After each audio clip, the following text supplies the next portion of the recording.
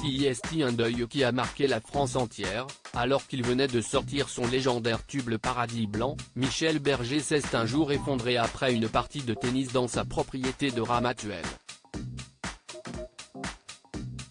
Et ne s'est plus jamais relevé.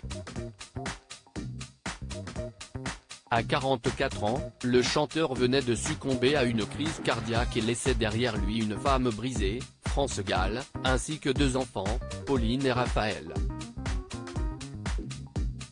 Et l'aînée, âgée de 13 ans à la mort de son père, n'a malheureusement pas survécu longtemps au chanteur. Touchée par la mucoviscidose, elle a fini par y succomber en 1997, à 19 ans à peine. Un autre drame vécu par sa mère, qui venait de se soigner d'un cancer et qui a dû rester debout pour son fils Raphaël alors qu'elle venait de vivre le pire deuil possible. Surtout que l'enterrement de sa fille ne s'est pas fait si facilement. En effet, se sachant très gravement malade, Pauline avait fait un testament avant de mourir pour demander à être inhumée à côté de son célèbre papa.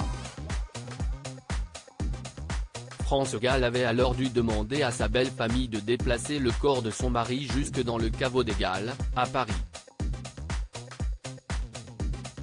Une demande tout d'abord refusée par ses beaux-parents, mais qui avait fini par être acceptée après de nombreuses négociations. Le père et la fille reposent donc aujourd'hui dans un caveau du cimetière Montmartre à Paris. Un endroit poétique, entouré de verres, où des fans viennent souvent se recueillir ou rendre un dernier hommage à la famille. Il faut savoir que France Gall les a malheureusement rejoints le 7 janvier 2018 après avoir succombé à un cancer.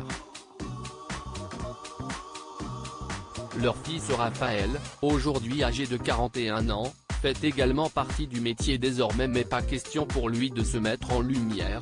L'homme, qui utilise son vrai nom de famille, Hamburger, est devenu compositeur et produit de la musique, notamment de très nombreuses bandes originales dont New York de Géraldine Nakache, Blood Ties de Guillaume Canet et Demain tout commence, d'Hugo Gélin.